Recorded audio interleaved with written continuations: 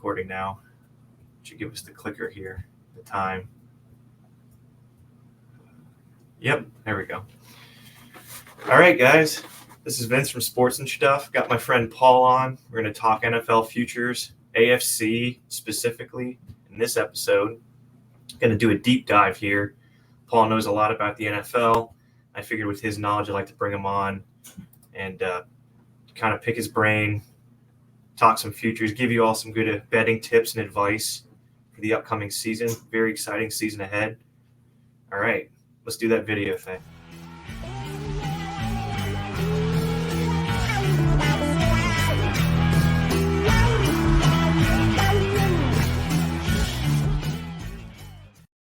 All right.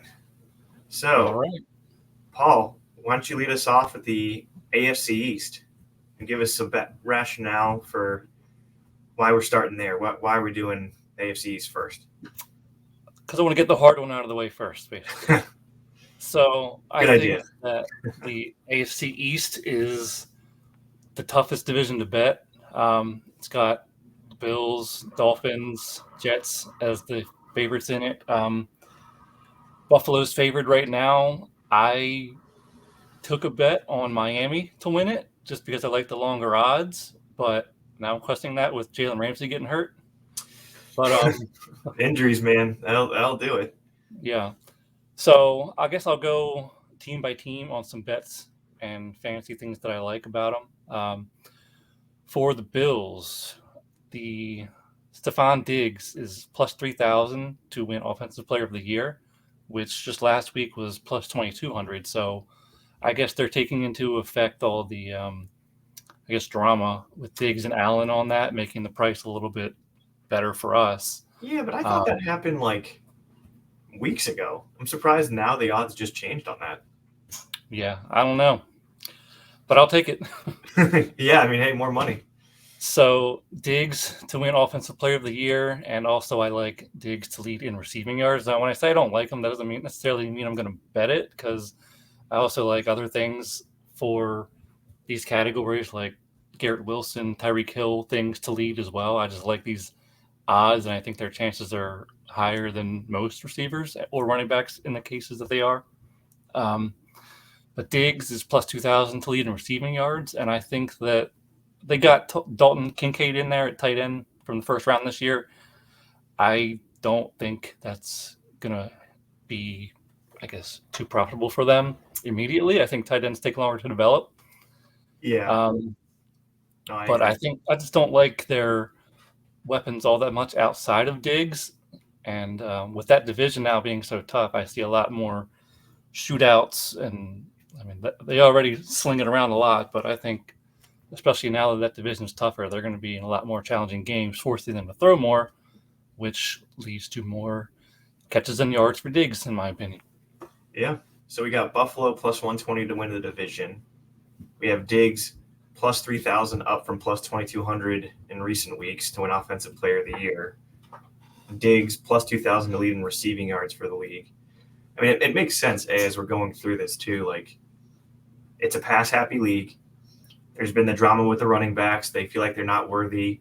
They're not valued enough as they should be. But where the league's headed, the receivers and the quarterbacks get all the flair and the flash because they're getting all the offensive production. So that's why we're going to be providing you with a lot of receivers on these future picks. So you can keep going, Paul. All right. Well, so one that I forgot to put on here. So Josh Allen is, I think, second in the MVP odds right now behind Mahomes. I'm fading that a little bit, not because I don't like Allen, but I think there's a lot better quarterbacks whose chances I like better to win it over him this year, which is why he's not on here. Lamar. He's one of them. Yeah. A long shot for the Bills that I like is Damian Harris to lead the league in rushing touchdowns. So wait, Damian Harris is on the Bills? He's on the Bills now. I totally forgot about that.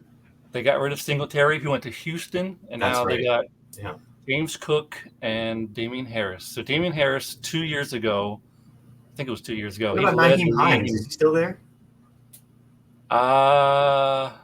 Yeah, If he is, that doesn't affect. I don't think he's anything to worry about. Yeah. Sorry, keep going. But Harris led the league in rushing, I think it was 2 or 3 years ago, and now he's on one of the more higher scoring offenses in the league. And I don't think Buffalo wants to keep having Allen run it as much as he does near the goal line. I think they brought him in to be the goal line back, and he's 25 pounds heavier than James Cook. So I think he's the top option to be the goal line back in one of the best offenses in the league. And I think the sportsbooks are catching on to that because I think it was a week or two ago, this was at plus 10,000. So they cut it in half now to plus 5,000. Wow. Yeah. And plus, James Cook, to your point, he's like a nickelback. He can definitely hit the hole a lot faster than Damian Harris. And he can catch the ball better out of the backfield. I mean, Damian Harris isn't a bad catching back necessarily. I mean, you look at what he did in New England, but he definitely got the load on him. So there'll be hopefully, if I were a Bills fan, I'd be hoping they'd be using Damian Harris and not Josh Allen to take as many blows. So Yep. Yeah. No, that's a good take there. All right, so we'll move on to the Jets, who are plus 270 to win the division, and I just can't pick this division. Miami, Jets, Buffalo, they're all too close to me. Yeah. Can't believe that we're saying the Jets. I can't believe it. Yeah, I know. But Garrett Wilson's plus 3,000 to win Offensive Player of the Year and plus 2,000 to lead in receiving yards. I think he won Rookie of the Year last year with Zach Wilson and was it Mike White? Something like that? Yeah. When I first read your sheet, when it said Wilson not win Offensive Player of the Year, I thought it was Zach. I'm like, wait, what are we doing here? Oh. No, absolutely not. Yeah. So I think Rodgers tends to lock into his favorite target, and I think Wilson is so much better than every other receiver on that team. It's definitely going to lead to more yards and points for Wilson. I like him as probably a top 7 wideout. Oh, I'm sorry. I would take him around 7th or 8th wideout in fantasy too. I think he's going to have a big year. Oh, I mean, he had a big year last year with less talented quarterbacks. So, yeah, absolutely. He's going to capitalize for with sure. Nobody's, yeah. Can only go up, I think. Exactly. For another one, so Sauce Gardner won Defensive Rookie of the Year last year, and he's one of the top choices for Defensive Player of the Year this year. I don't see that happening for him. Just now, I think people are going to throw away from him. If you're going to win Defensive Player of the Year, you have to have, at least as a defensive back, you have to have picks. And you're not going to get that. It's very shocking to get passes defended as a stat to be the reason why you win Defensive Player of the Year. No.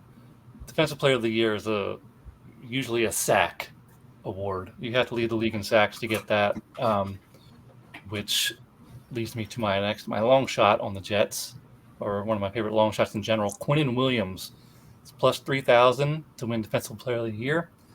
Last year, he made the top 10 in voting. He got 12 sacks from the defensive tackle position and had a plus 90 PFF grade, which is very similar to the stats that Aaron Donald used to put up. He's young and ascending. I think that one's a little bit more of a long shot, but defensive tackle doesn't get as much sacks as the ends, but I think he's got a good shot of anybody on the middle of the line. What year is Quinnen Williams in with the Jets? Because he's out of Alabama, right? I think so. Yeah. It's 2nd or 3rd for him, I believe. Yeah, okay. I mean, he definitely had a lot of potential, and everyone loved that pick when they drafted him. So We'll see. I mean, plus 3,000. It's not. I mean, it's still pretty low odds to win, but it's definitely better than like a plus 10,000, plus 5,000 Damian Harris to lead the league in rushing touchdowns, for example. So yeah, less of a long shot. I think the leader right now for Defensive Player of the Year is either Michael Parsons or Myles Garrett around plus 600 or 700. So you can get a lot more money if this Quinnen Williams one hits, but that's why they're long shots. Not as likely to happen. Correct. All right, let's get to looks like Miami here. Miami is plus 300 to win division. I was surprised to see that line didn't change at all after the Ramsey injury. I think that, like I said, that was one of the best that I did take for Miami to win it. I think they have one of the best offenses in the league, and then their defense got way better with the addition of Ramsey. But now that kind of throws things into question there for me. Which is why this is the hardest division in the AFC, at least a bet. Yes, these teams are yes, so it tight. is. Yeah, that There's makes sense. a lot going on there. For a player bet, Tyreek Hill plus 2,000 to win Offensive Player of the Year and plus 900 to lead in receiving yards. He hit 1,700 yards last year with his quarterback missing 4 games.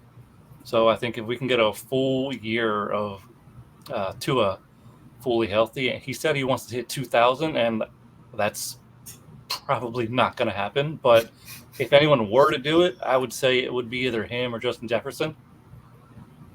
I mean, heck, you have two guys on the same team who could potentially go each for 1,300 plus yards with Waddle and with Tyreek. I mean, put up 1,700 really yards. You got to think, though, because Tua doesn't throw the ball deep all that often because he doesn't have the strongest arm. But what they're really good at is a lot of those crossing routes or a lot of these like designed screens where they can accrue a ton of yards after the catch because of how fast they are. So, yep, super fast team. Running back. It's a bold statement, though. 2,000 yards plus. We'll see. I don't know if that's going to happen, but yeah, if anybody were going to do it, he's one of the top choices. Another one I like, Mike McDaniel, plus 1,800 for Coach of the Year. With as much talent as this team has and all these different personalities, I think if he can get all these guys to work well together, he's going to get a lot of the credit for that. And he's already a pretty well-known coach for his schemes, and he's a media darling. So I was going to say he's also a bizarre individual, but he's also hilarious. Yeah, he gets the attention of a lot of people, which a lot of these awards are narrative-driven. You have to be liked. Like, even if someone like Deshaun Watson goes out there and throws for 10,000 yards, he's probably still not going to MVP just because people don't like him. Yeah, no, that's fair. Yikes. So glad I'm not a Browns fan. That's brutal. We'll get there. Yeah, that's coming. Long shot bet from the Dolphins, Jalen Phillips, plus 5,000 for Defensive Player of the Year. He was 5th in the NFL in pressure rate last year, behind only Myles Garrett, Micah Parsons, Nick Bosa, and Max Crosby. So he's in there with all the heavy hitters as far as pressures. So that's if he a good turns stat right there. Yeah. If he turns more of those pressures into sacks, I think that could be a real sleeper for Defensive Player of the Year. No doubt. All right. So plus 5,000.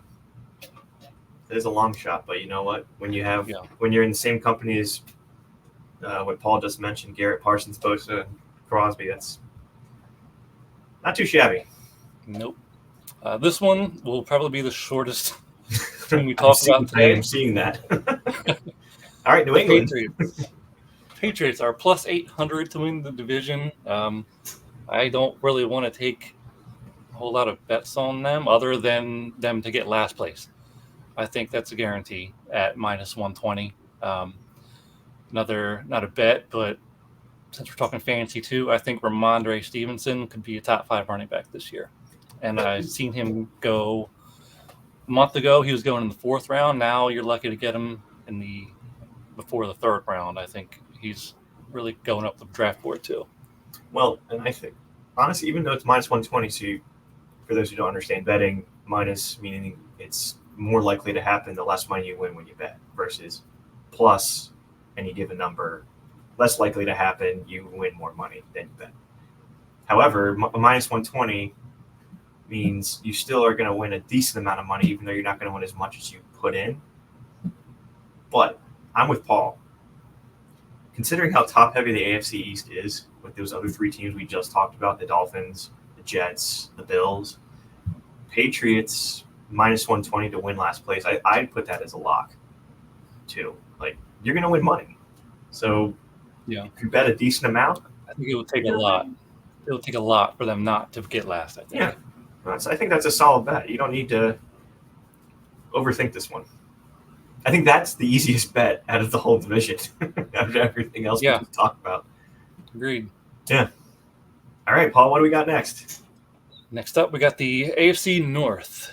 Let's go, Ravens. Woo! That's right. Yeah, that's right. If you were watching, Paul and I both have our respective Ravens memorabilia in the background. We're homers. Yes. Well, we are homers, but I like to think that we're both pretty objective when it comes to analyzing who's good and who's not. But anyway, we'll get there.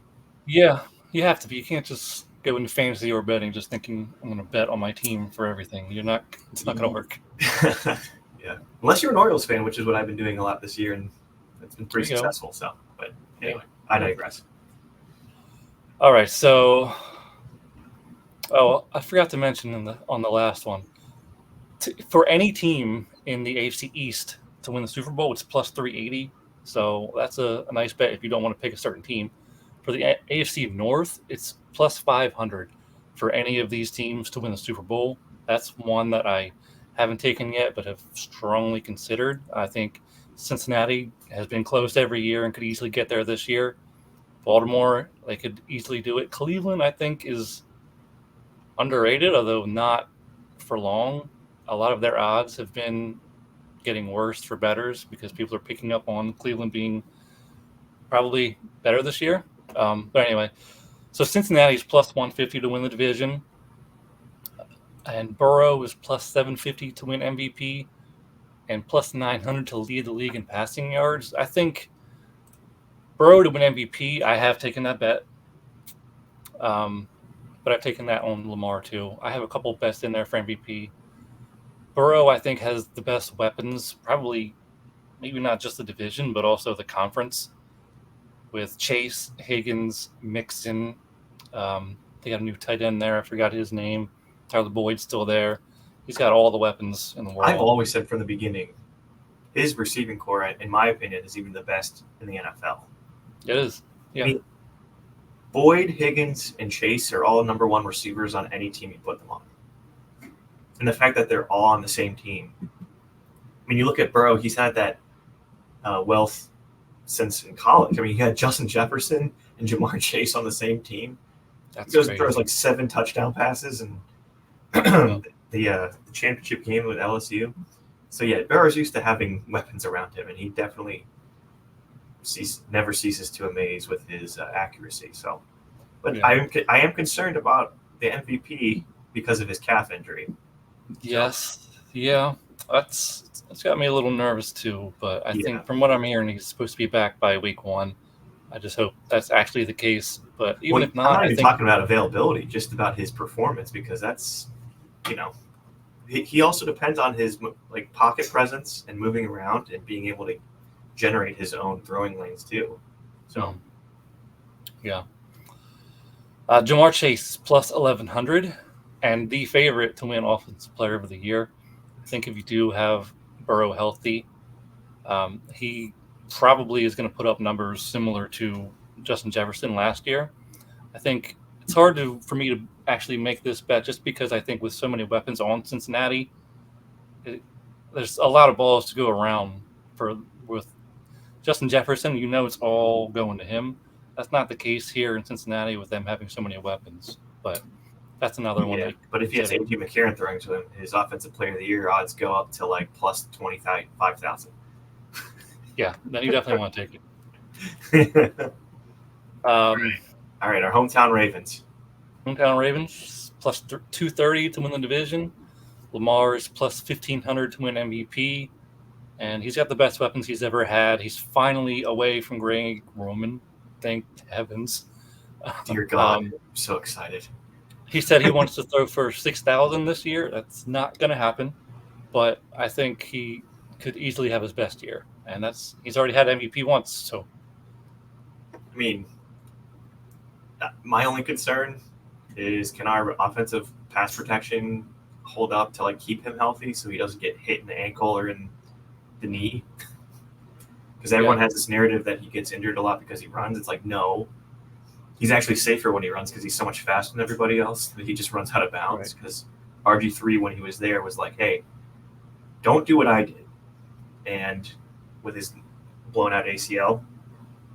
So you have that, but you also have the fact that now with more weapons and a system that's not run heavy, hopefully he can get the ball out more quickly. He can have quicker routes. He can have better design routes. Todd Monken made Stetson Bennett, look really much better than he actually is at Georgia.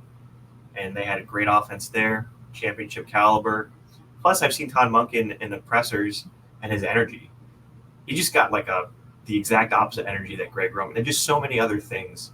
It was just like a breath of fresh air seeing Todd Monken walk into the building.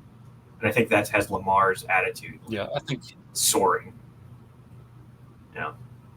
So I think he's going to be huge getting that new coordinator in there. I think that's I might put a bet on that MVP plus 1,500. I mean, I think he stays healthy, and I think good things are going to happen. He has to have some kind of injury luck at some point. Why not this year? Yeah. I mean, Odell Beckham, Zay Flowers, Mark Andrews, Dobbins, we're going to get to him. Hopefully he comes back from his holdout or whatever he's doing. Gus Edwards. Eventually, yeah. Yeah. And who am I forgetting? Oh, Nelson Aguilar. I know people make fun of him for not being able to catch the ball. But he can have potential upside for us. So we'll see. Yeah, you'll notice I don't have any wide receiver props on this one just because I think fair enough. We have a better team, but I don't. The way that we're going to spread it around, in my opinion, I don't think there's any one person that's going to stand out. But my long shot here is J.K. Dobbins plus 3,500 to lead the league in rushing. He's holding in right now, trying to fight for a better contract, which I think he'll eventually get and make the field. So he knows that this is probably his last year in Baltimore if something doesn't get worked out. And even if it does, it might just be a 1-year deal. So he's highly motivated to get that money. And I think he's a sleeper to lead the league in rushing. Yeah, it bums me out how much they underutilized him last year because every time he would touch the ball, he was averaging like 5 or 6 yards a carry, something crazy. Like he was just always like my wife. He's really good. Yeah, he's really good. My wife, who doesn't even, she loves the Ravens and she likes watching football with me, but she goes, why isn't he in the game more? And if my wife, who doesn't know a whole lot about football, can see that he's getting positive yards for significant chunks of yardage at a time, you would think you'd want to keep him in the game more. So Greg Roman's out there. Yeah, one of the highest in the league. Yeah. Yeah. All right. I like the Ravens this year for sure. Yeah, not a lot of individuals. Moving on to the Ravens are a much more team, like centered around Lamar and everybody else, but not a lot of individual bets. But now going into Cleveland, exactly. we got some Nick Chubb heavy stats here. Very heavy. So I'm all in on Nick Chubb this year, which I'll get to in a second. Cleveland is plus 380 to win the division, which was plus 425 about 2 weeks ago. So Cleveland's getting some love from the sports books. Nick Chubb is plus 1,700 to win Offensive Player of the Year. That was 2,000 last week. He's plus 450 to lead the league in rushing and is the favorite in that category. Plus 580 to lead in rushing touchdowns and plus 600 to go. That's one of my favorite. 580 or 850? Is plus 850. Sorry. Yeah. So I think he's in for a big year. Bet a lot. I like that plus 850 bet a lot. Leading the league. I think that offense is touchdowns really good. They depend on it so much. Plus 850 to lead the league in rushing touchdowns.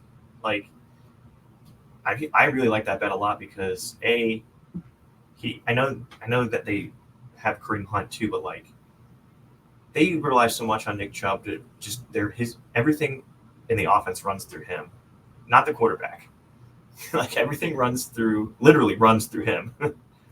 So yeah, and Kareem Hunt's gone, so I think that's what I'm saying. So like that's why I like this bet even more. Yeah, because they're going to depend on him and the goal line. He's so big. Why wouldn't you put him in the goal line? Right. And the thing with these running back bets that kind of cautions me a little bit is there's so many still out there. Dalvin Yep. Cook, Ezekiel Elliott. There's others out there that could go to any of these teams and throw things off, but with how good Chubb is, I don't think they really need another big time back like that. Yeah, that makes sense. But one of the bets that I saw that I actually like a lot is if Nick Chubb goes over 200 rushing in any game, that's plus 600, and I think that's a tough number to reach, but he's hitting 160, 150, 175 multiple times in his career. I don't think with now he's got no Kareem Hunt to worry about. I think he could do that just one time. I'll take a chance on that. Yeah, and the fact that Deshaun Watson doesn't have a lot of confidence in himself from all the stuff going on with him. They're going to rely on him. I mean, Deshaun Watson was not good last year. Let's just be real. He was not good. No. So terrible. Yeah, terrible. For Defensive Player of the Year, you got Myles Garrett is plus 750. So like I said before, this is a sack award most of the time. I think Stephon Gilmore won it a few years ago because he led the league in picks, but most years this is a sack award, and he's always towards the top of the leaderboard in that category. And now he gets Zadarius Smith on the other side, taking away some pressure from him. I think it'll free him up to get some more sacks this year. And him and Micah Parsons are the favorites, so I could definitely see Myles getting it this year.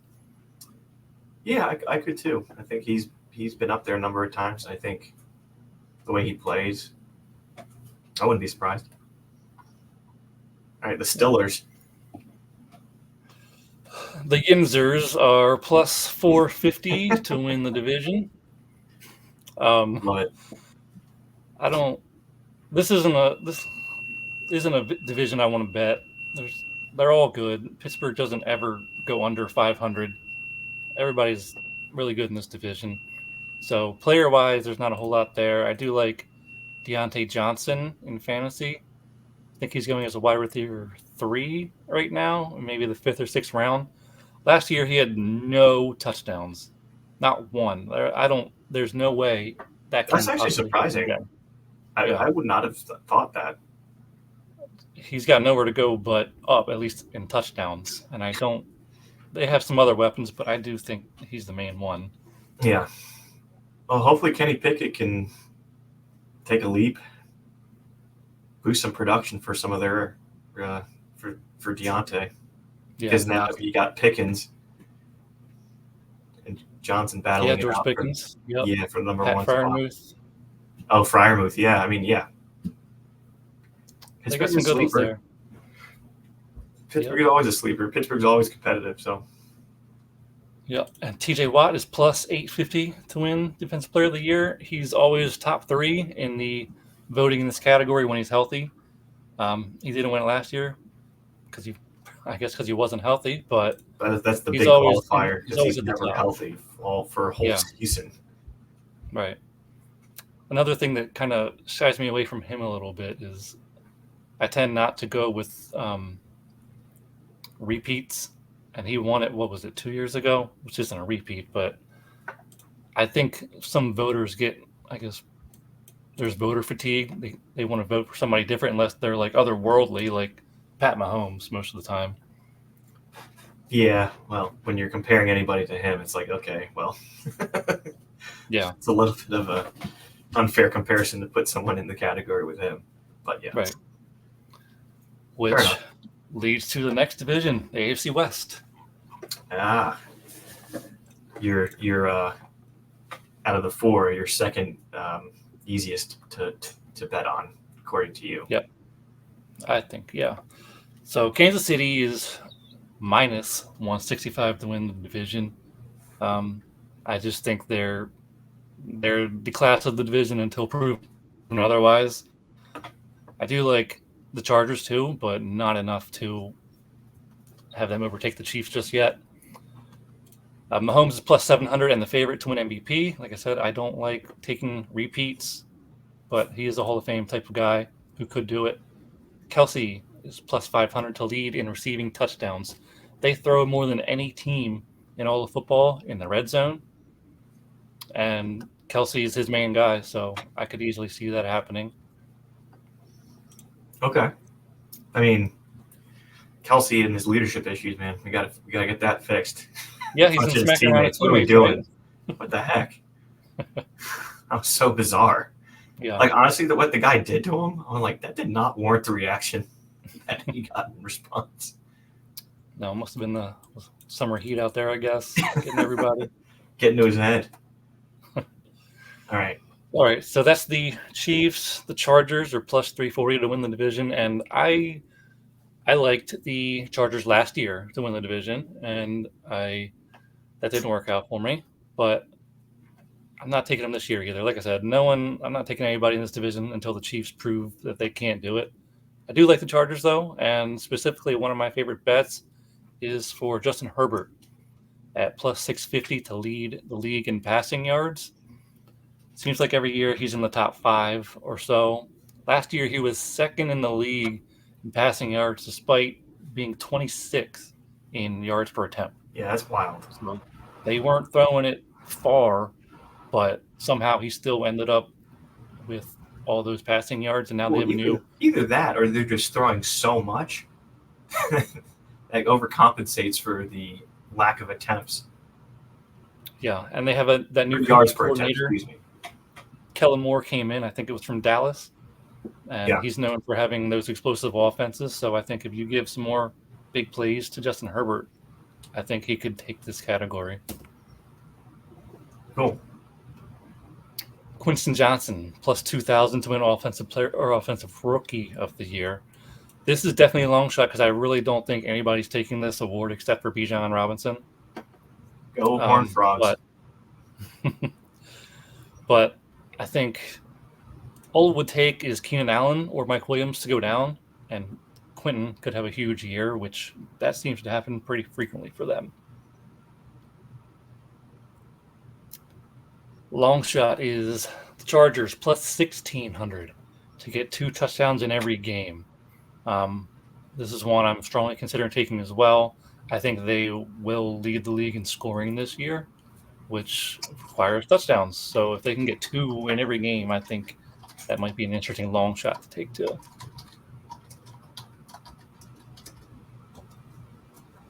All right.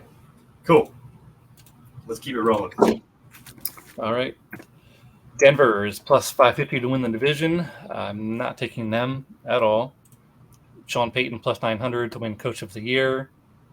Like I said, I don't expect Denver to do much, so I'm staying away from both of those. Las Vegas plus Danger Russ. No, not buying it. Not buying it. Or Peyton throwing the whole coaching staff last year under the bus. Exactly. Yeah. Yikes. Las Vegas plus 1,200 to win division. That's not going to happen. Not touching that one. Devontae Adams plus 1,200 to lead in receiving yards is one that could happen, but I don't really trust Jimmy G. Nope. AFC South. This is That's the best analysis. I don't trust Jimmy G. Moving on. That's it. That's it for that.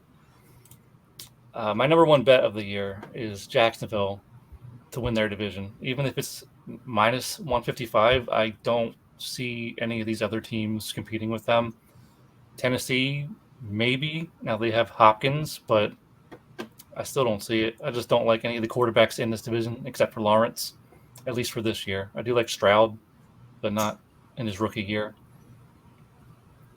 Another bet that I have taken is Trevor Lawrence to win MVP at plus 1,500.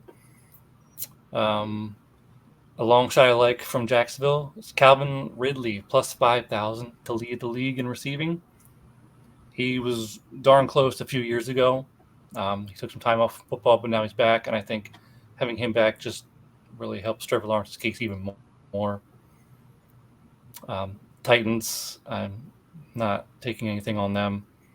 Derrick Henry is... The Titans might be one of the most boring teams to watch. I think so, too. Yep. Yeah.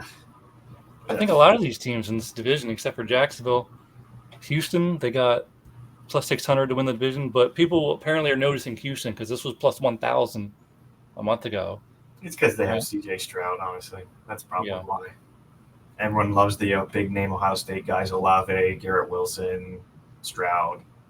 Yeah. What's the other guy's name? Jackson Smith and Jigba. Jason, yep, he's in Seattle. Yep. Yeah. D'Amico Ryans is a bet that I would consider taking, plus 2,200 to win Coach of the Year. If Houston does surprise, which they not going all in, but they traded away next year's first round pick, so they're trying to win now. And I think if they do well and turn things around, D'Amico's going to get a lot of the credit for that. And then we got the Colts. I don't really like anything here. Taylor was such a disappointment. Taylor could lead the league in rushing. He was such a disappointment. I drafted him first overall last year.